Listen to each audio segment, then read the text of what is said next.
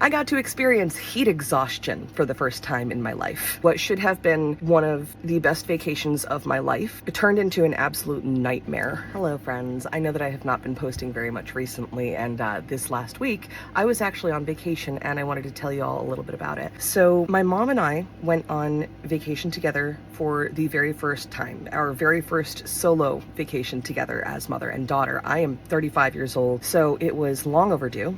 And I got to experience heat exhaustion for the first time in my life, which is kind of amazing considering the fact that I was born and raised in Florida for the first 21 years of my life. My mother kind of went through the same thing. She's been living in Florida for 40 years. I'm not going to get into full detail of it at the moment because it was a lot, and I am still recovering from heat exhaustion, because apparently after you have experienced symptoms of heat exhaustion, which is basically brought on by being in extreme heat, especially when the heat index is really high, so when you have high heat and high humidity and you're outside, even after you've recovered from the initial symptoms, you can still be sensitive to heat for the following week. So I'm just staying indoors, relaxing, recovering. I'm fine overall, and so is my mom, thankfully, but I am not gonna lie, it was scary.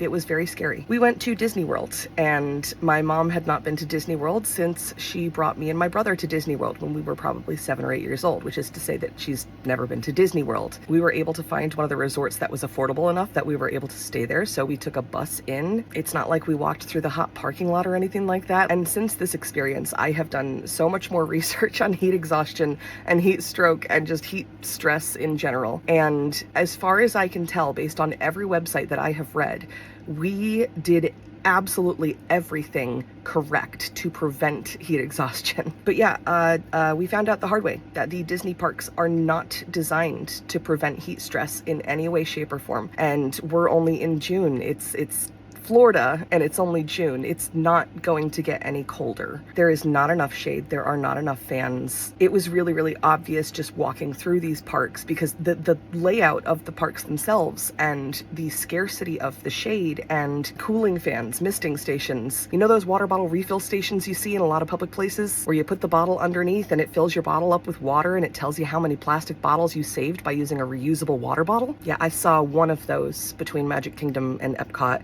and I only saw it outside the entrance to Epcot after we left. It's not enough. It's not enough. I am able-bodied. I am in good health. My mom does have a few disabilities, so it's a little bit more challenging for her, but she still struggled so much more than I have ever seen her struggle in her entire life. And that's saying something.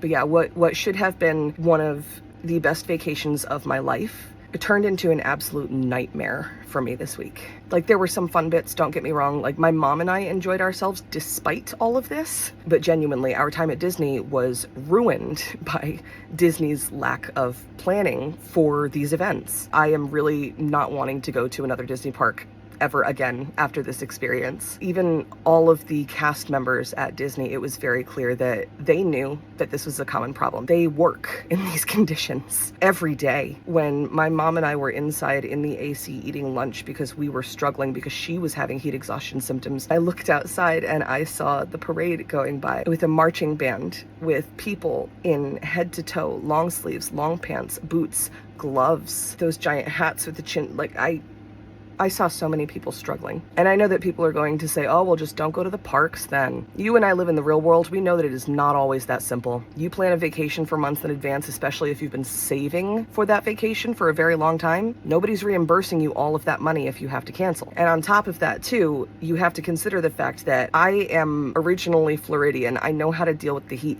My mom is currently Floridian. She knows how to deal with the heat. Never in our lives have we had an issue this bad with the heat. So when I'm saying it is the fault of the parks, I am saying that because I have travel anxiety. I am a chronic over-preparer. We did everything correct and we still had an issue. So all of that to say, I am going to be working on content this coming week, but I might just be quiet for a little while longer while I am still recovering from the heat exhaustion I suffered while at Disney World in Florida. And to anybody considering going to Disney World in Florida this year, at the very least, because it is a death trap the way that it's set up, I would strongly recommend that you don't go there until at least October. And yeah, this week has been really difficult, but I am so glad to be home.